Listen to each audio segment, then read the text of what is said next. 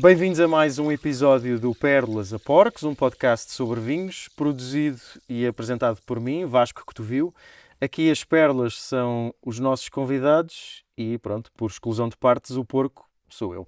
Depois do granito do Dão, vimos para o xisto do Douro e aqui em Barda, e com um dos nomes mais reconhecíveis da região, se não mesmo do país. Falo de Mateus Nicolau de Almeida, filho do João, o dos Duas Quintas, e neto do Fernando, criador do mítico Barca Velha. Portanto, uma herança pesada, talvez, mas que não assusta nem força o Mateus, que com a mulher Teresa tem feito um caminho muito próprio no mundo dos vinhos. Como eles dizem, não seguimos o caminho dos nossos antepassados, procuramos o que eles procuravam. Mateus, obrigado por aceitares este convite. Começo por uma pergunta que nos foi deixada pelo nosso anterior entrevistado. Conheces o João Tavares de Pina? Acho que há poucos produtores que não conheçam o João Tavares de Pina.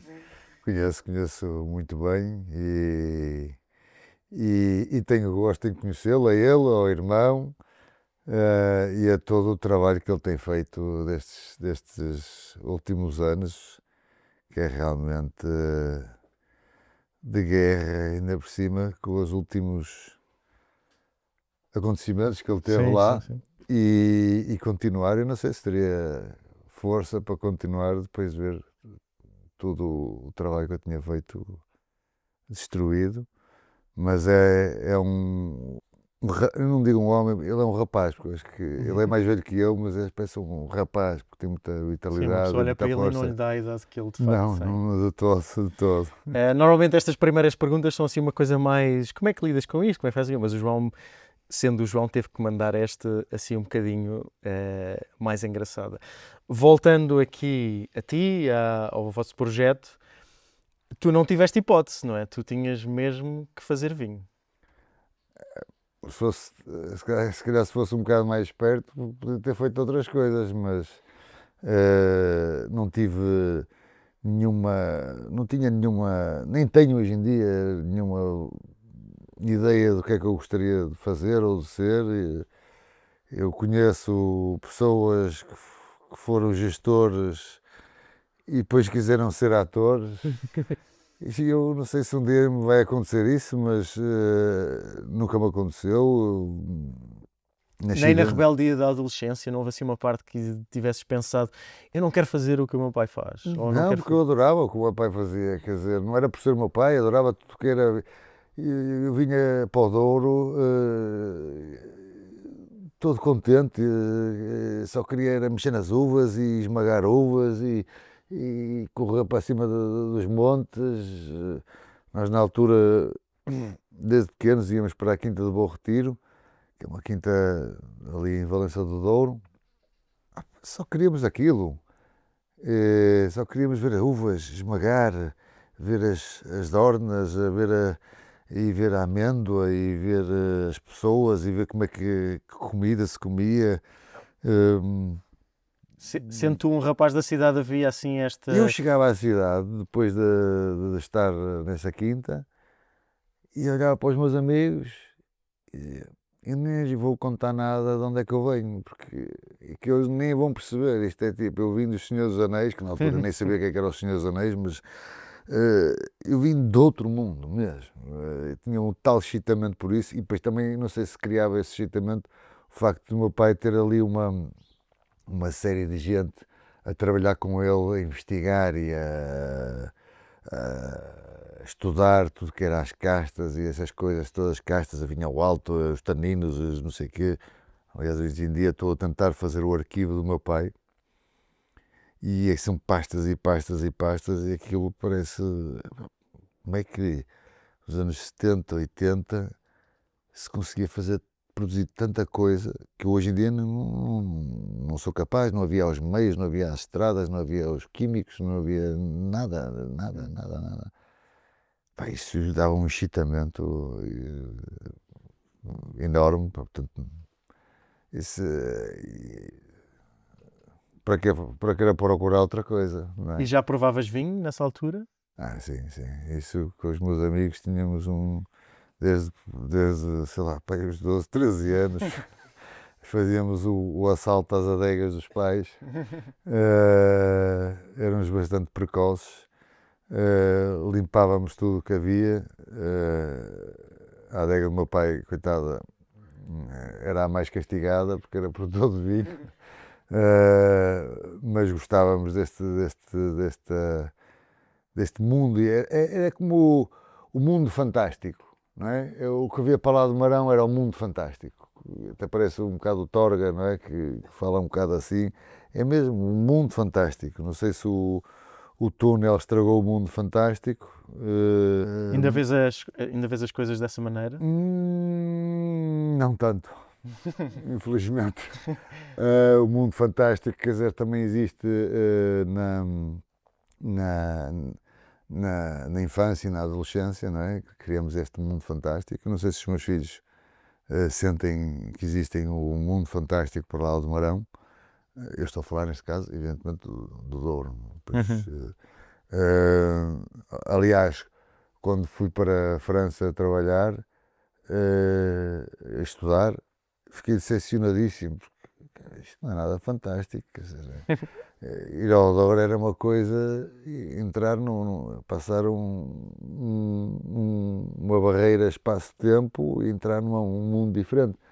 Ali no Brasil parecia-me um bocado mais tudo, quer dizer, normalizado, não é? Não havia o excitamento, a loucura que existe aqui realmente no Douro. Aqui, claro que o túnel, estou a usar o túnel como um ponto de brincadeira, mas quanto mais se normaliza as coisas e se conhece sobre as coisas, o fantástico desaparece um bocadinho, não é? É como uma espécie de um truque de magia que tu de repente sabes como é que se Exatamente, faz. exatamente, agora já sei um bocadinho do truque. Continuo a viver aqui, em Foz de Coa, no Douro, que também demonstra que ainda acredito no mundo fantástico. É um bocado infantil, talvez da minha parte e da minha mulher, a Teresa, acreditarmos neste mundo fantástico que há para aqui, mas evidentemente que com o tempo, com o dinheiro, as chaves, o dinheiro, não é? Este vai moldando um bocadinho a maneira de sentir a região. Tu tens seguido um caminho muito próprio, mas deixa-me começar. Tu tens seguido um caminho muito próprio, mas obviamente vens de uma família com bastante historial no mundo dos vinhos. Sentiste algum peso ou seja, se sentias que havia uma maneira de fazer vinho que achavas que as pessoas esperavam de ti, ou se sempre tiveste a liberdade de seguir, ou sentias que tinhas essa liberdade de seguir o caminho que tu querias seguir? Há dois fatores. O meu avô não fez o que o meu bisavô fez. E na altura o meu avô era chamado Teddy Boy. Teddy Boy, ele com 15 anos, 17, tinha uma moto e não sei o que, eram os Teddy Boys. Mas isso tipo, anos 40. O meu bisavô divorciou-se. Imagina que é que na altura era divorciar-se. Portanto, já aí.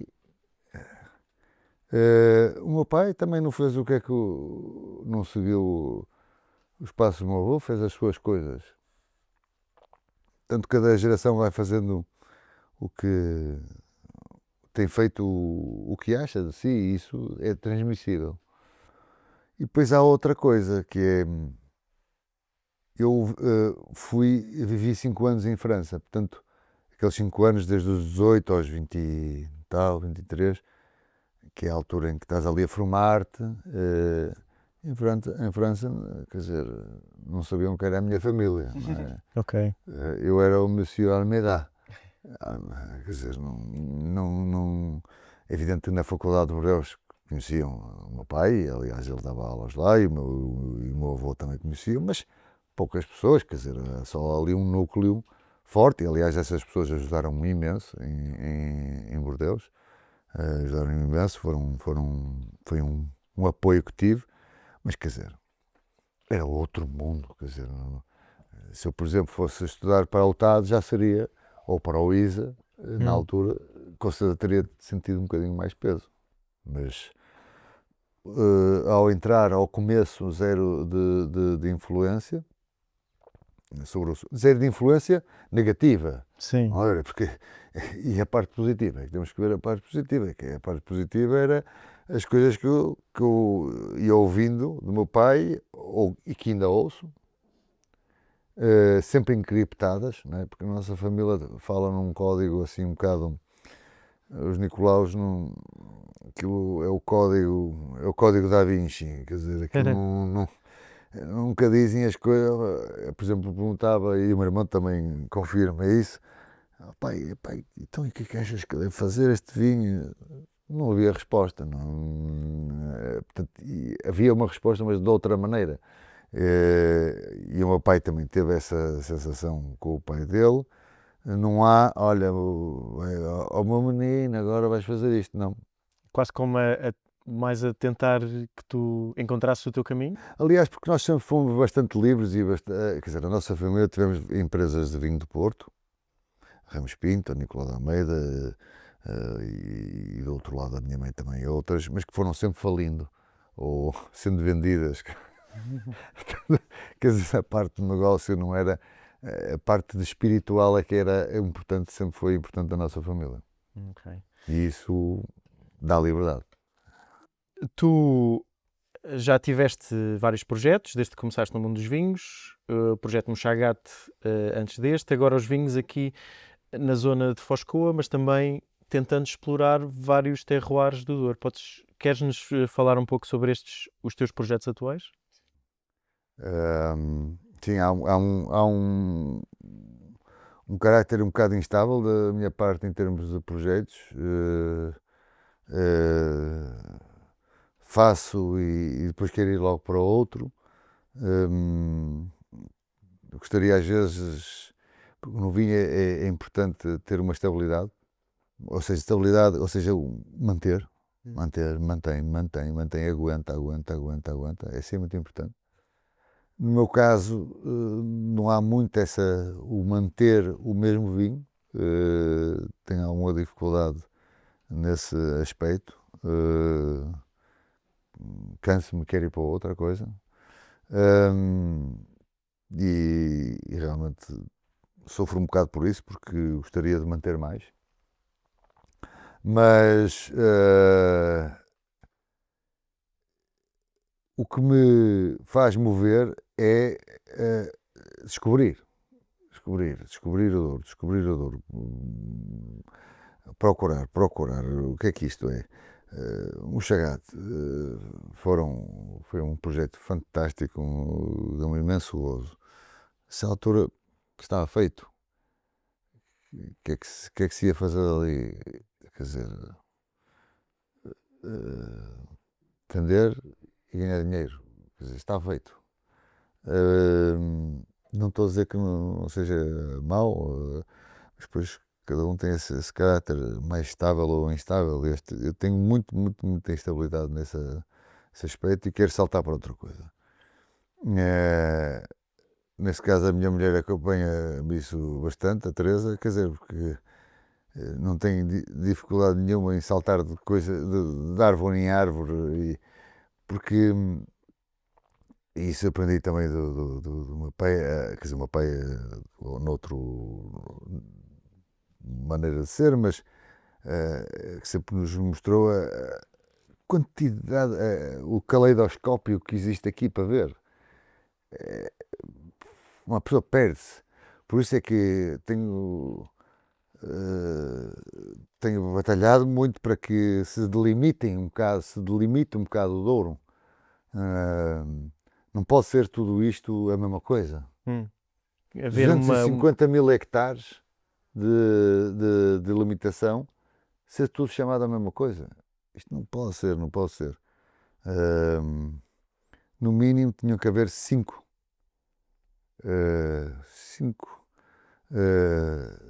denominações de origem dentro do Douro. Elas são fáceis de identificar, que é o Baixo Corgo, o Cima Corgo, o Douro Superior, a Meda e Mursa. Isto era importantíssimo, porque isto ia fixar muito mais e fazer-nos especializar-nos muito mais no trabalho que estamos a fazer. Senão, ou é granel e mistura, ou é andar a saltar de um lado para o outro. E é importantíssimo que isto, para mim, e o trabalho que tenho feito ultimamente com a Teresa, é isto, procurar que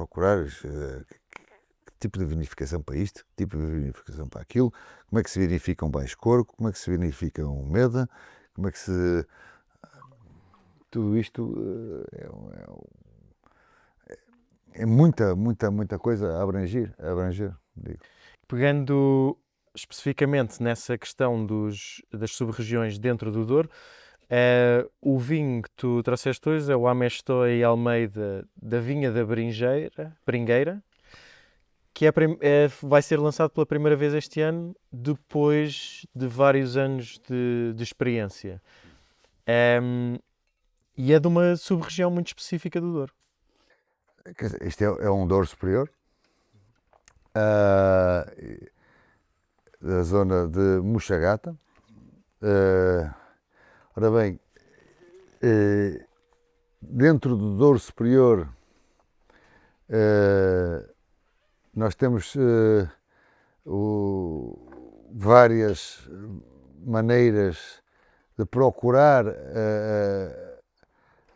a maneira de vinificar um Douro Superior seco.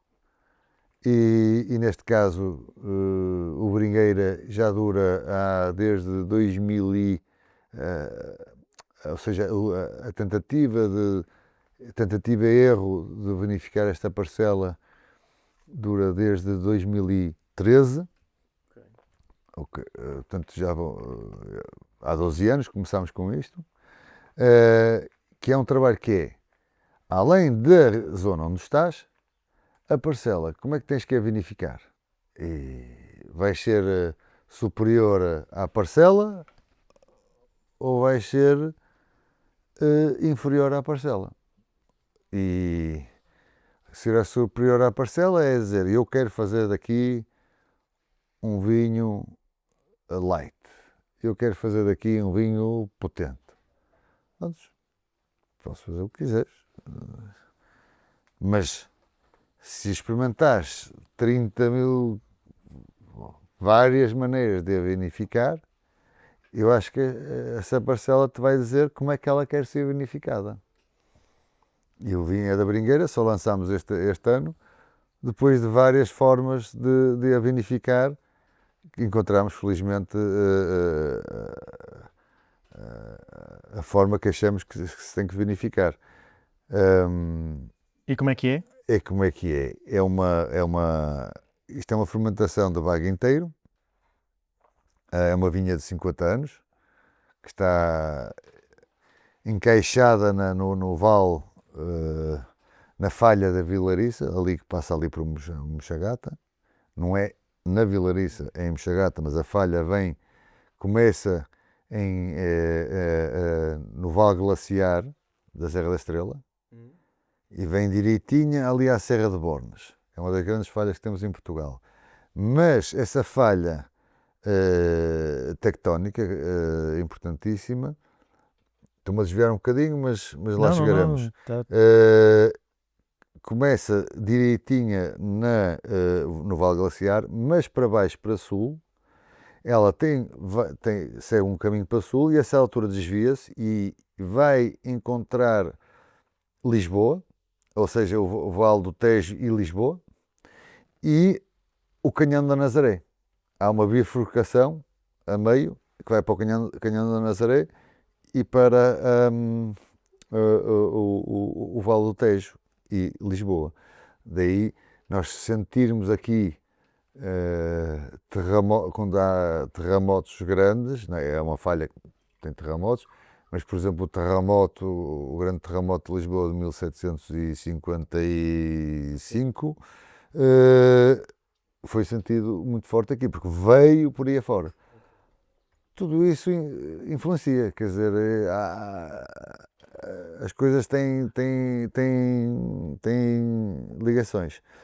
E esta vinha está encravada nesse vale, está ali, é uma vinha de 74, plantada em 1974, com castas como casculho, é uma das castas que mais presentes, o casculho. Tem toriga francesa, tem mourisco semente, tem tinta pomar, tem rufete, bom, uma série delas, e virada a norte. Outra coisa curiosa, que os tintos aqui nesta zona quente, que é Vila Nova de Foscoa, o concelho de Vila Nova de Foscoa, os tintos estavam todos virados a norte e os brancos virados a sul. Não é por engano. E as uvas tintas aguentam menos o calor que as uvas brancas. E, portanto, a vinificação são bagos inteiros, ou seja, não o cacho, mas é em bago inteiro, que fica dentro de pipas durante 1 ano a 1 ano e meio a macerar com as uvas dentro das pipas.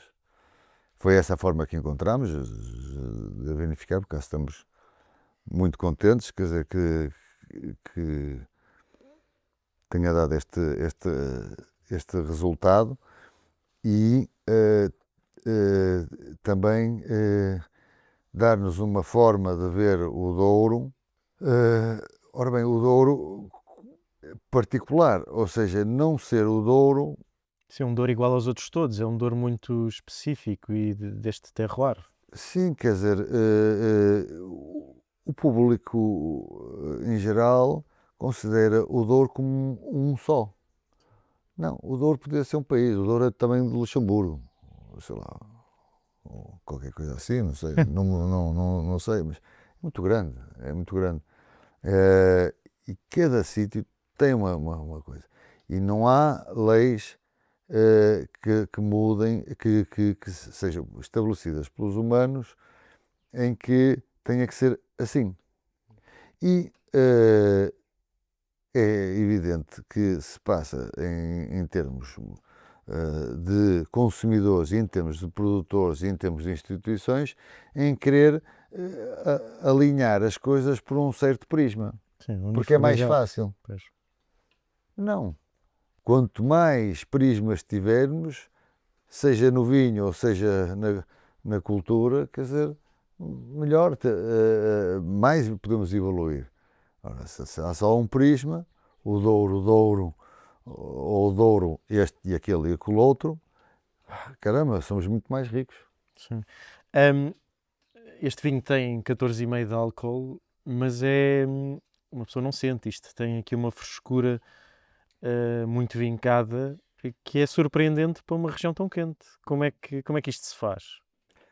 Há uma coisa que é a seguinte: a frescura não vem de álcool baixo ou de acidez alta. Isso, para mim, é um total engano para entender um vinho. A frescura do vinho ou um vinho ser maçudo ou fresco não tem nada a ver com ou álcool ou acidez, tem a ver com uma série de coisas que andam ali à volta. Que é evidente, toda a gente quer vinhos frescos, não é? Mas a frescura não tem a ver com álcool. A frescura tem também, tem a ver com álcool, tem a ver com acidez. Mas isso são dois pontos entre um balance que tem a ver de uma série de coisas que existem à volta de um vinho. É muito perigoso uma pessoa, claro que uma pessoa quer às vezes taxar as coisas e pôr rótulos para os vinhos. Não, os vinhos frescos têm que ser 11 graus e com acidez não sei o quê. Não, quer dizer, se for assim, estamos a criar consultorias, estamos a criar, a ditar tendências. Eu acho que uma pessoa tem que ser um bocadinho mais livre que isso. Senão estamos ali presos a 3 ou 4. Senão vamos nos reduzir a uma análise analítica. O pH da acidez total. Se o vinho se reduzisse só ao pH e à acidez total e ao álcool, estamos, quer dizer, era uma tristeza.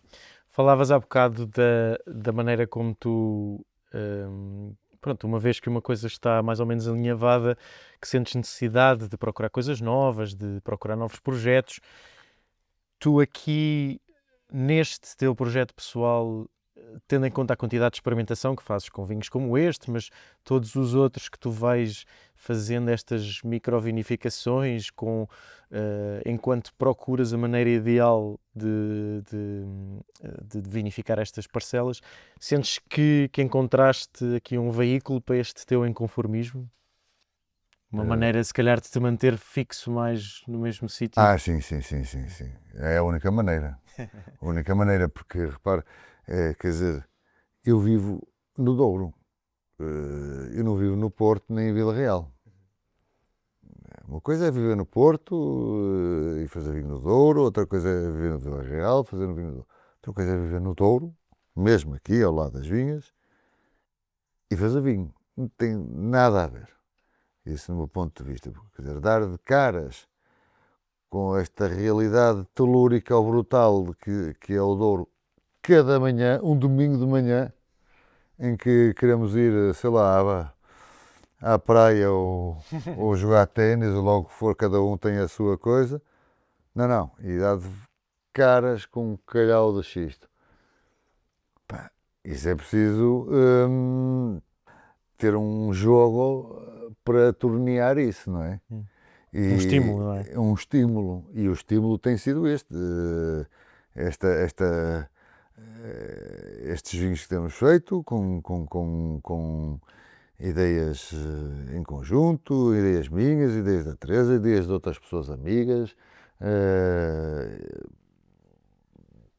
ou seja, para estimular a vivência num sítio gravemente telúrico.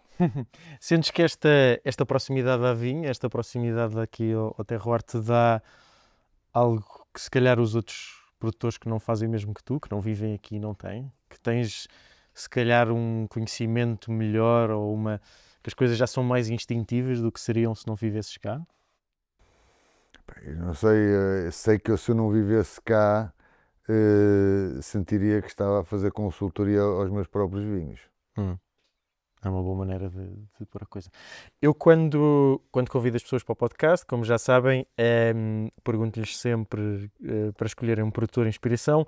O primeiro que tu me falaste, e nós já lá vamos, eu não consegui encontrar. Passámos para a segunda opção, Denis Dubourdieu, conhecido como o Papa do Vinho, produtor e professor em Bordeaux.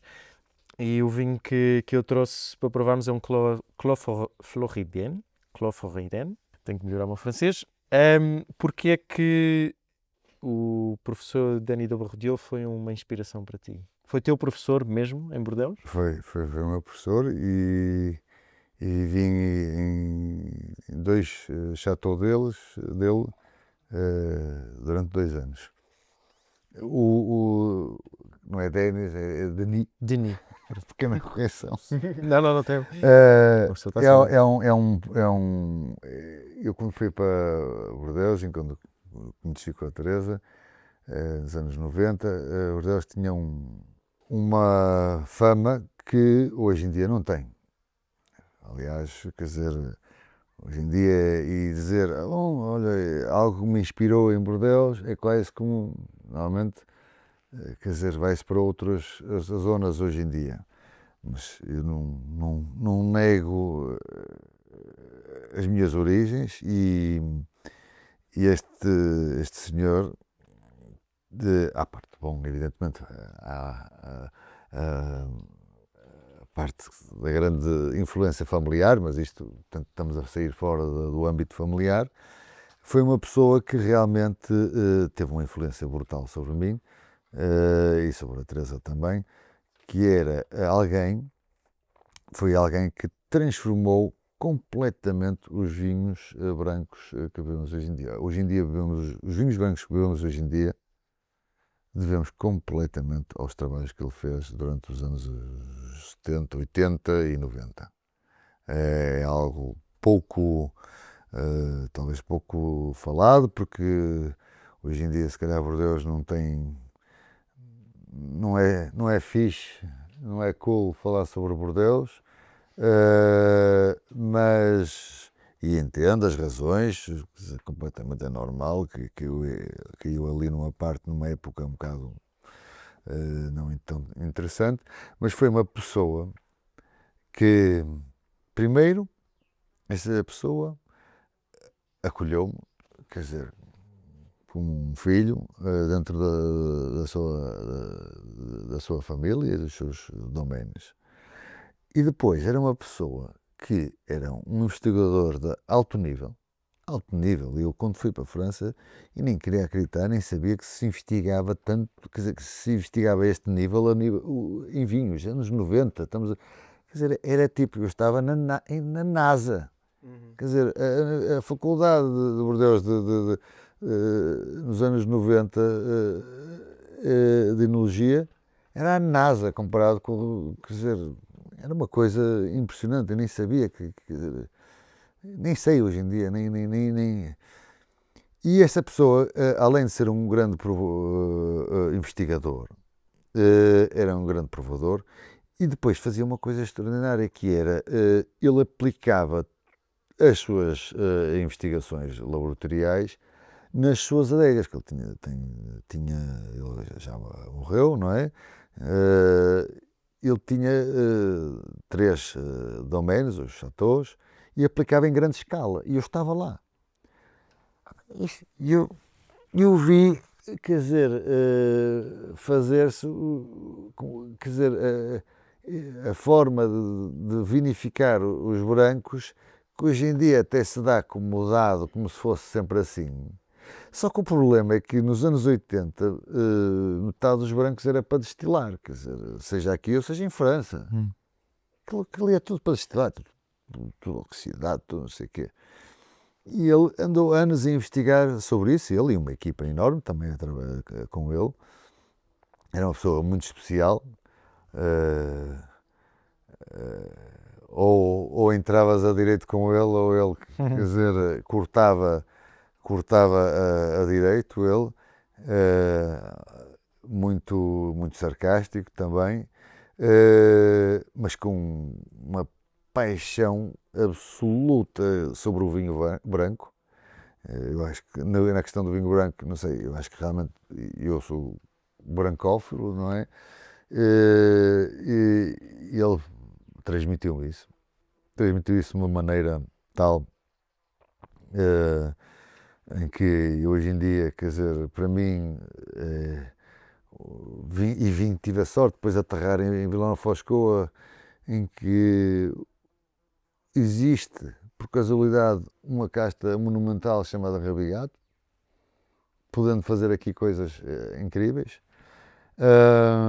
com o Rabigato. E o Denis de Bordier, quer dizer, investigava aquilo a fundo, mas com alma. Ou seja, a ciência ele trabalhava a ciência não inimiga da alma.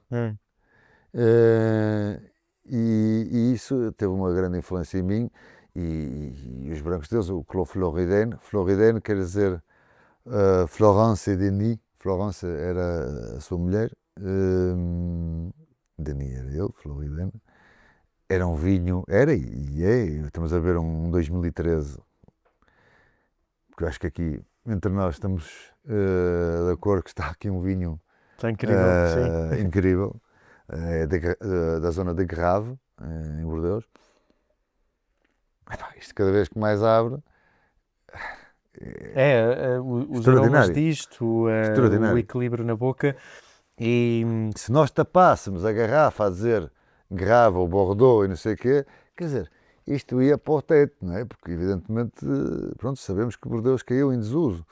Uh, mas quer dizer, uh, este, este, este, este, esta capacidade de elevar, de trazer a beleza do branco que foi, que era o vinho dos bispos e dos papas, porque o branco, atenção, sempre foi o vinho mais caro durante séculos, era o vinho caro, aliás no Douro também, tudo para trás de 1700 e pouco, 1700 e tal, para trás os vinhos brancos eram os mais caros, eram os grandes vinhos, aí na Europa também.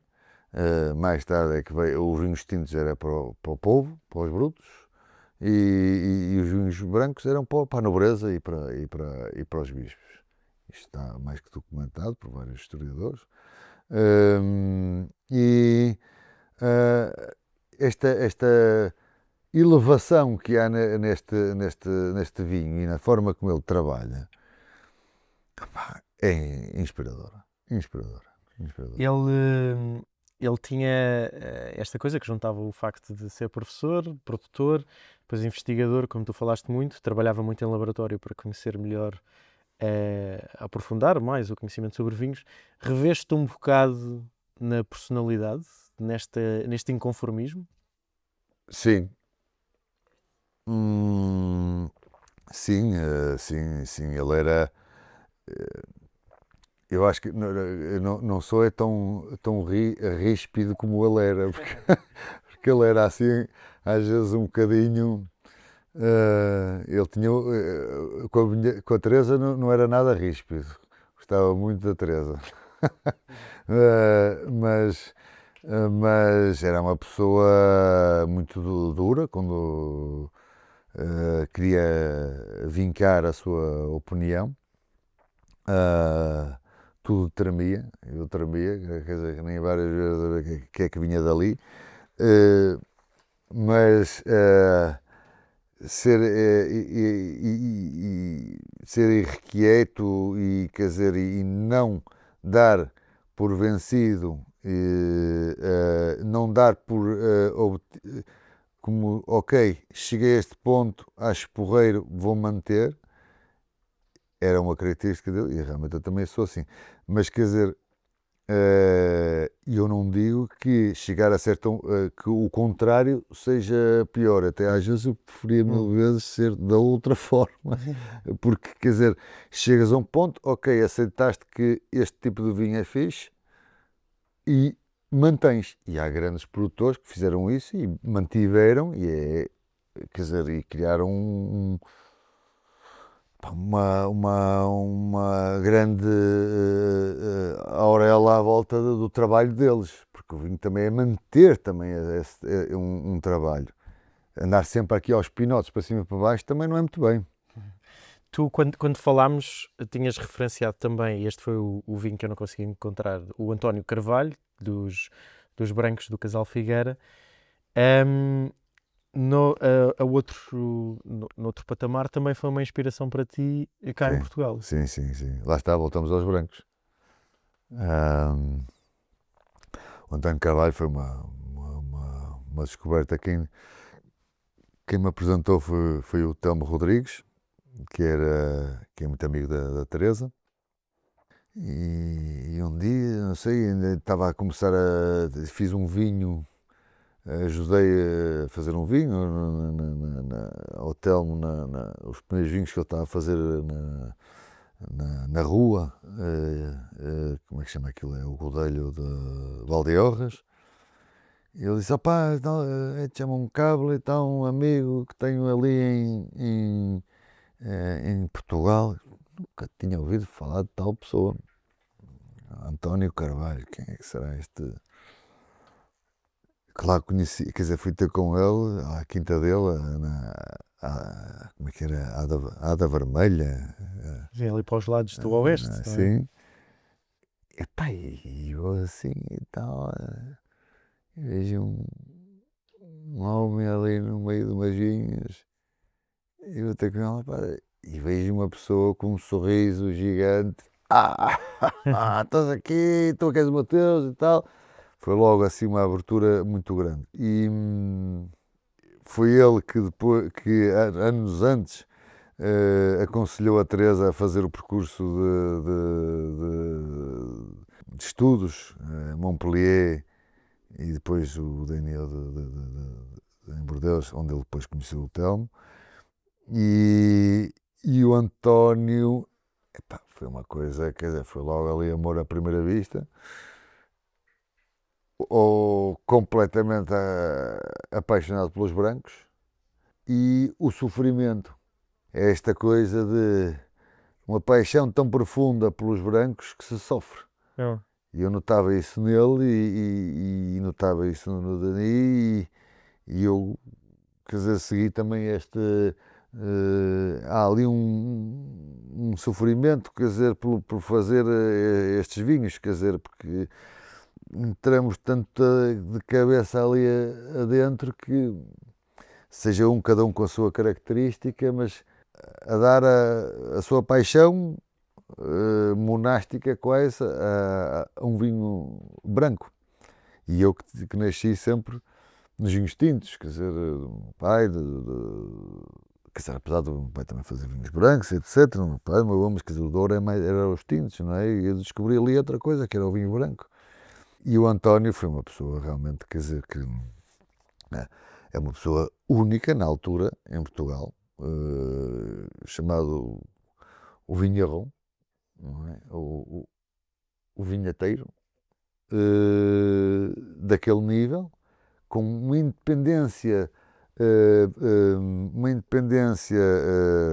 intelectual, pá, muito acima do geral, não é? Quer dizer, que isso é que é importante, quer dizer, é uma pessoa ter independência intelectual a fazer os seus vinhos, mas independência mesmo, a sério, consigo mesmo, quer dizer, ir dentro de si mesmo e ter mesmo independência. Independência não quer dizer que eu vou fazer um vinho azedo ou vou fazer um vinho muito bom. Não, independência intelectual. Independência intelectual em que uma pessoa vai dentro de si mesmo e depois traz cá para fora a sua verdade.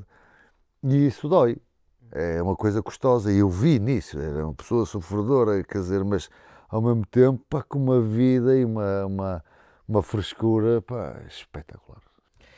Pegando nestas duas inspirações e, curiosamente, tu tens bastantes tintos, mas aquilo que sobressai agora, por estas quase duas homenagens que fizeste a estes dois produtores, é que também nutres esta paixão pelos brancos. Assim, olhando para o futuro, vês-te a fazer mais brancos do que tintos? Eu, infelizmente, não segui um conselho da Teresa, que há uns anos atrás, que ela me disse, pá, a partir de agora só fazes brancos. E eu disse, Teresa, pá, ninguém vai não vá para viver com brancos, quer dizer, mas eu por mim só fazia brancos. E só rabiado. É uma ótima nota para terminarmos. Passo agora à nossa ronda de perguntas rápidas.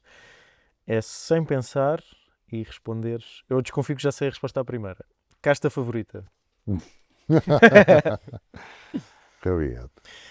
E uma casta que detestas ou que dispensas? Coitada, a tinta malandra. Tinta, nem sabemos o que, eu nem sei o que isso é. Sabem porque é que chama-se tinta malandra? Porque me dá uvas. Ok, Mas ok. está no fecheiro das castas do vinho de Porto. Ok, ok. E uma casta subvalorizada, ou seja, que tu vês imenso potencial nessa casta, mas que outras pessoas se calhar não. Ou Tinta da Barca. Tinta da Barca. E o contrário, uma casta sobrevalorizada. Estamos a falar do Douro, eu só posso falar do Douro. Pois, o que quiseres. Sobrevalorizada, no Douro não vejo nenhuma. Okay. Não sou anti-Touro Nacional, não posso esperar É essa resposta sobre mim.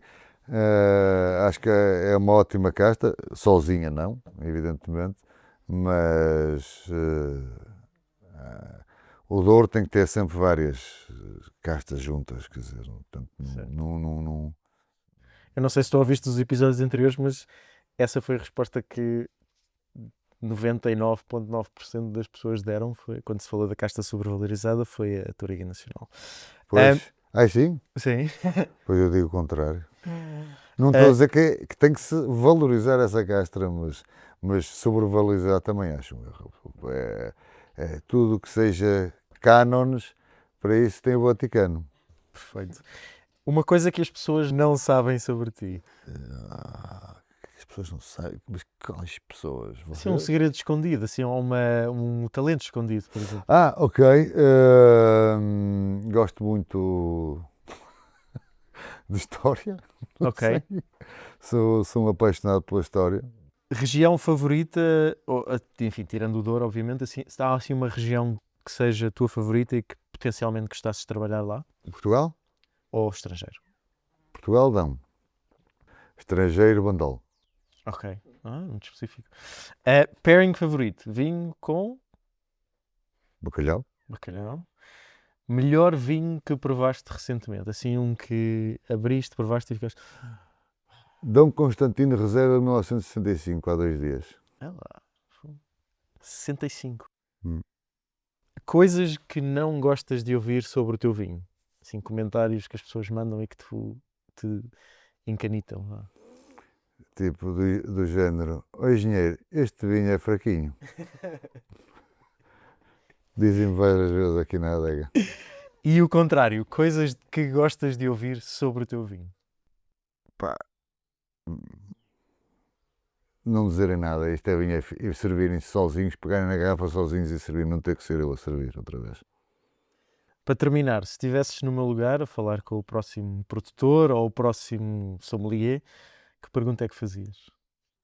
Olha, não há a primeira, mas uma das coisas que pergunto é se sentem-se bem com o vinho que estão a fazer. Mas, Perfeito. quer dizer, isso é depois de uma conversa, não é? É uma boa nota. Eu acho que é uma boa nota para terminarmos. Assim, vai ser a primeira pergunta da próxima entrevista. Ok. Mateus, foi um gosto, muito, muito obrigado por esta conversa. Ok, obrigado a ti.